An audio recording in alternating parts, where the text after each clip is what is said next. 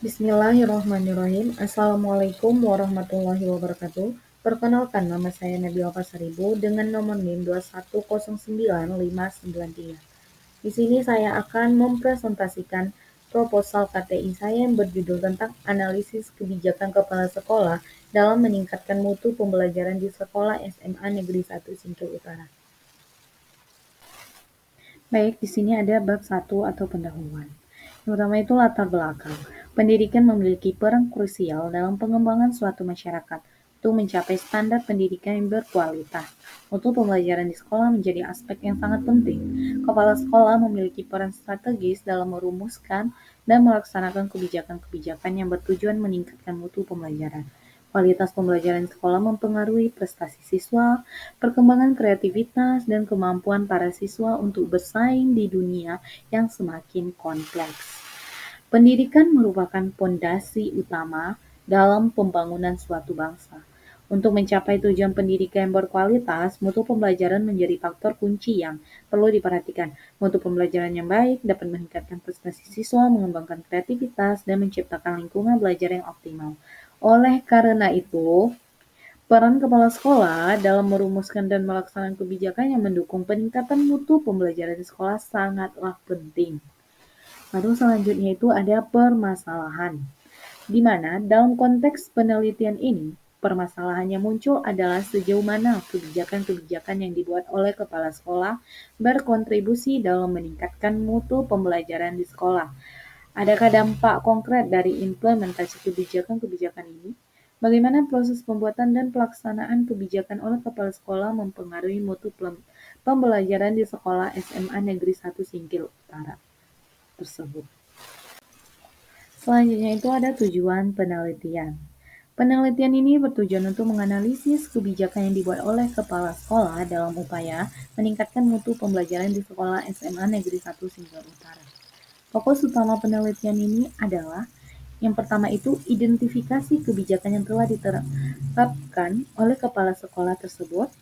Yang kedua, proses pembuatan kebijakan yang melibatkan kepala sekolah tersebut.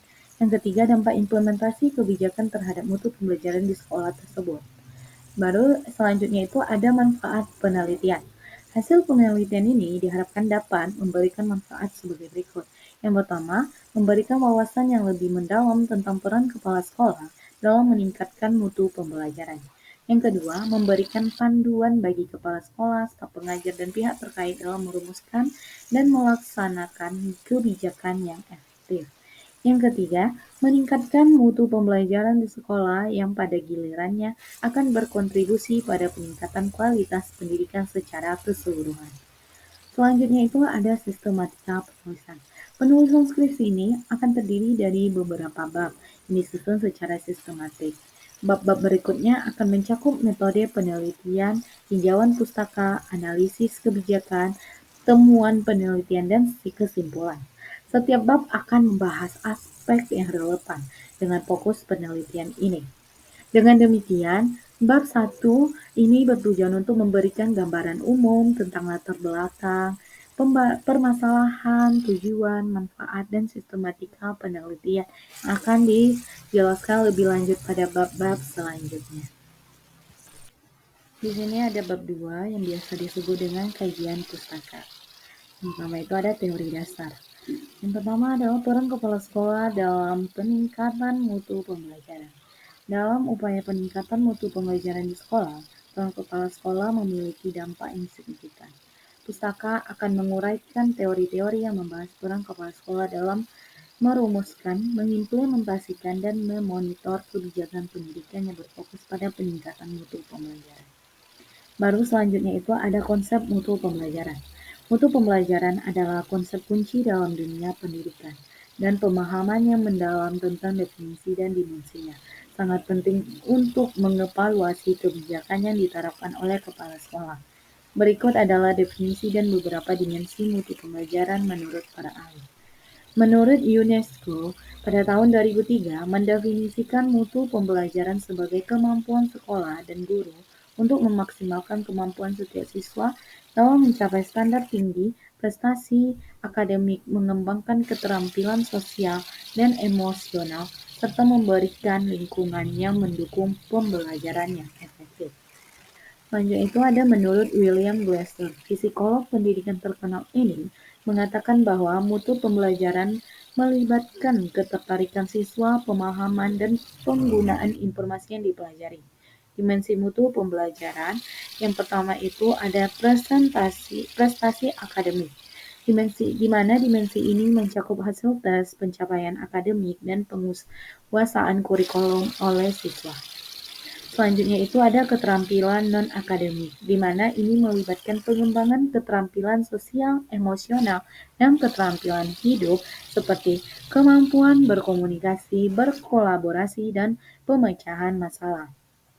Selanjutnya itu ada partisipasi siswa, di mana dalam mutu pembelajaran penting untuk memastikan bahwa semua siswa termasuk yang berkebutuhan khusus aktif terlibat dalam proses pembelajaran. Selanjutnya itu ada konteks pembelajaran, di mana faktor-faktor seperti lingkungan fisik dan sosial sekolah menggunakan teknologi dan dukungan dari keluarga dan masyarakat dapat memengaruhi mutu pembelajaran.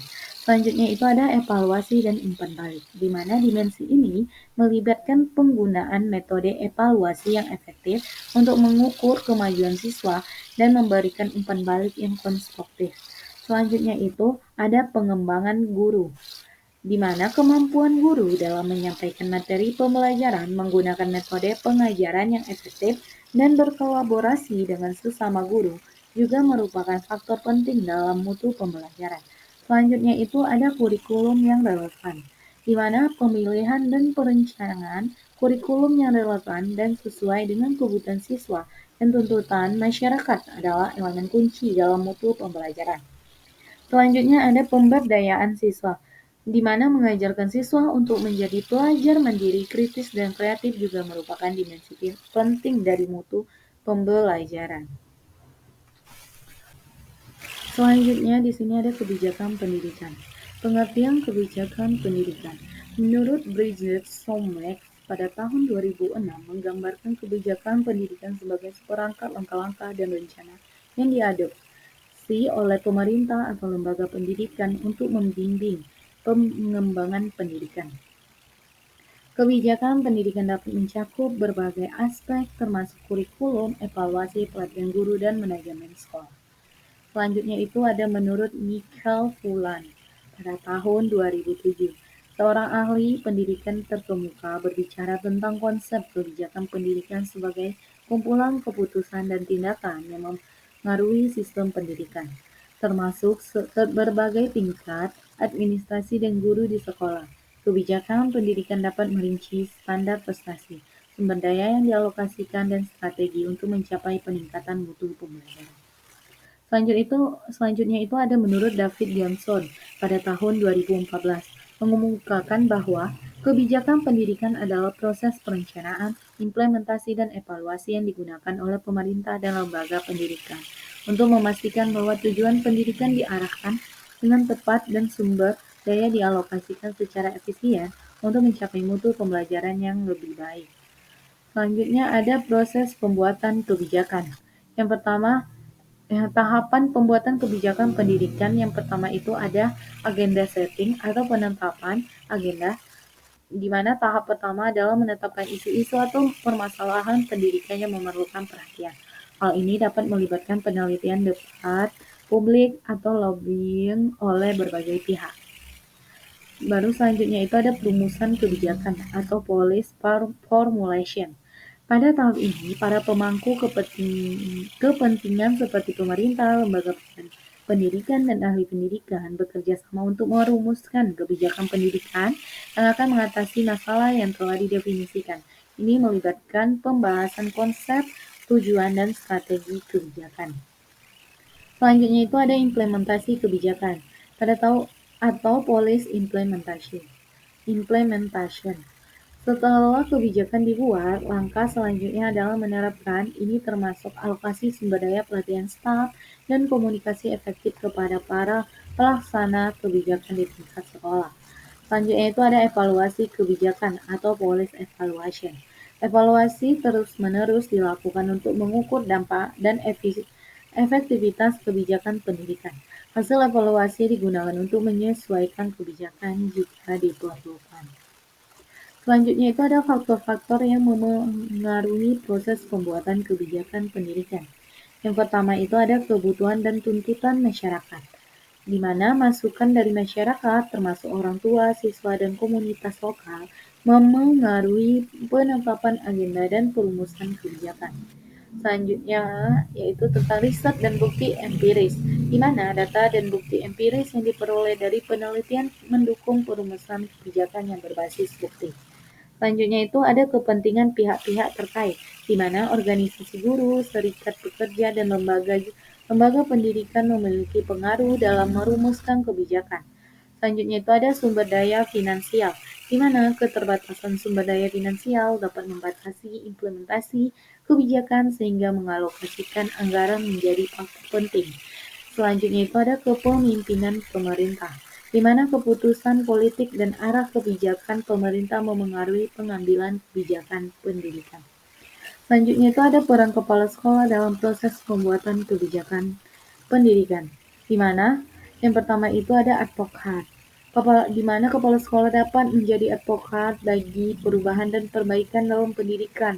Mereka dapat mengidentifikasi permasalahan di sekolah dan mempromosikan perubahan kebijakan yang mendukung peningkatan mutu pembelajaran. Selanjutnya itu ada pelaksanaan kebijakan, di mana kepala sekolah bertanggung jawab untuk menerapkan kebijakan pendidikan yang telah ditetapkan oleh pemerintah atau lembaga-lembaga terkait. Selanjutnya ada pengumpulan data dan informasi, di mana kepala sekolah dapat mengumpulkan data dan informasi tentang dampak kebijakan di sekolah mereka dan menyampaikannya kepada pihak berwenang untuk mengevaluasi kebijakan.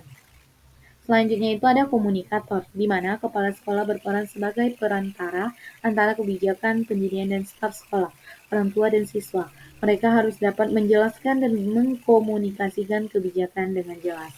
Kepala sekolah memiliki peran penting dalam menghubungkan kebijakan pendidikan dengan kenyataan di lapangan dan memastikan bahwa kebijakan tersebut diterapkan dengan efektif untuk meningkatkan mutu pembelajaran di sekolah. Selanjutnya itu ada analisis kebijakan, di mana pengertian analisis kebijakan menurut para ahli yang termasuk itu menurut Mikhail Patton pada tahun 2017 menggambarkan analisis kebijakan sebagai proses pengumpulan dan penafsiran data yang memungkinkan pemangku kepentingan untuk mengerti dan memahami suatu kebijakan.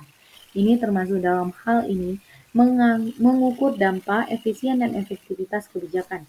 Selanjutnya itu ada menurut Eugene Bardach, menyederhanakan konsep analisis kebijakan menjadi metode yang digunakan oleh para pengambil kebijakan untuk memahami masalah kebijakan, mengevaluasi alternatif kebijakan, dan memandu proses pengambilan keputusan. Secara umum, analisis kebijakan melibatkan pemahaman mendalam tentang isu-isu yang memerlukan perhatian, pengumpulan dan analisis data, perumusan alternatif kebijakan, penilaian dampak kebijakan, serta memberikan rekomendasi kepada para pengambil kebijakan. Analisis kebijakan membantu memastikan bahwa kebijakan yang diadopsi memiliki dasar yang kuat dan memadai dalam mencapai tujuan yang ditentukan, serta memungkinkan proses pengambilan keputusan yang lebih efektif dan rasional. Selanjutnya itu ada kerangka analisis kebijakan. Kerangka analisis kebijakan untuk peningkatan mutu pembelajaran oleh kepala sekolah. Yang pertama itu ada identifikasi tujuan kebijakan, di mana mendefinisikan tujuan dan sarana yang ingin dicapai melalui kebijakan pendidikan yang diterapkan oleh kepala sekolah. Selanjutnya ada analisis kebutuhan dan masalah, di mana mengidentifikasi masalah dan kebutuhan pendidikan di sekolah yang menjadi dasar untuk merumuskan kebijakan. Selanjutnya ada perumusan kebijakan, di mana menganalisis proses perumusan kebijakan oleh kepala sekolah, termasuk bagaimana kebijakan diinisiasi, diformulasikan, dan dirancang untuk mencapai tujuan pendidikan. Selanjutnya ada evaluasi rencana tindakan, di mana mengidentifikasi rencana tindakan yang terkait dengan kebijakan dan cara implementasinya dalam lingkungan sekolah. Selanjutnya ada implementasi kebijakan, di mana menganalisis bagaimana kepala sekolah dan staf sekolah menjalankan kebijakan dalam praktik sehari-hari di sekolah. Selanjutnya ada monitoring dan evaluasi, di mana mengevaluasi bagaimana kebijakan tersebut dimonitor dan dievaluasi untuk mengukur dampaknya terhadap mutu pembelajaran, termasuk indikator dan metode yang digunakan. Selanjutnya ada pengukuran dampak, di mana menganalisis dampak nyata dari kebijakan terhadap mutu pembelajaran termasuk pencapaian siswa, partisipasi siswa, keterlibatan orang tua, dan lainnya. Selanjutnya ada faktor-faktor penghambat dan pendukung, di mana mengidentifikasi faktor-faktor yang dapat menghambat atau mendukung keberhasilan kebijakan seperti kendala finansial, dukungan staf, dan dukungan komunitas. Selanjutnya ada pemahaman keterlibatan pihak-pihak terkait, di mana menganalisis sejauh mana orang tua, guru, staf sekolah, dan komunitas terlibat dalam implementasi kebijakan. Selanjutnya ada rekomendasi dan perbaikan, di mana merumuskan rekomendasi untuk perbaikan kebijakan atau strategi lebih lanjut dalam rangka terus meningkatkan mutu pembelajaran. Dalam kerangka analisis ini, penelitian akan memeriksa setiap tahap dalam proses kebijakan pendidikan yang diterapkan oleh kepala sekolah untuk meningkatkan mutu pembelajaran. Data dapat dikumpulkan melalui wawancara, survei, analisis, dokumen, dan observasi dengan tujuan untuk mengidentifikasi faktor-faktor yang memengaruhi kebijakan dan dampaknya. Analisis ini akan memberikan wawasan yang mendalam tentang efektivitas kebijakan kepala sekolah dalam peningkatan mutu pembelajaran di sekolah. Selanjutnya bab 3, di mana bab 3 biasa disebut dengan metodologi penelitian. Yang pertama itu jenis-jenis penelitian. Penelitian ini akan menggunakan pendekatan kualitatif. Pendekatan kualitatif cocok untuk menganalisis kebijakan dan proses kebijakan karena dapat memberikan pemahaman yang mendalam tentang konteks, hubungan, dan dampak dari kebijakan-kebijakan yang dibuat oleh kepala sekolah. Selanjutnya ada lokasi penelitian. Penelitian ini akan dilakukan di Sekolah SMA Negeri 1 Singkil Utara sebagai lokasi utama penelitian. Sebab sekolah ini memiliki kebijakan-kebijakan yang sangat menarik seperti siswa dan guru harus masuk tepat waktu. Kepala sekolah membuat kebijakan antara murid dan guru harus memberikan masukan secara timbal balik. Wali kelas diwajibkan untuk bercengkraman di luar dari sekolah bersama siswa seperti makan bersama, berlibur, dan lainnya.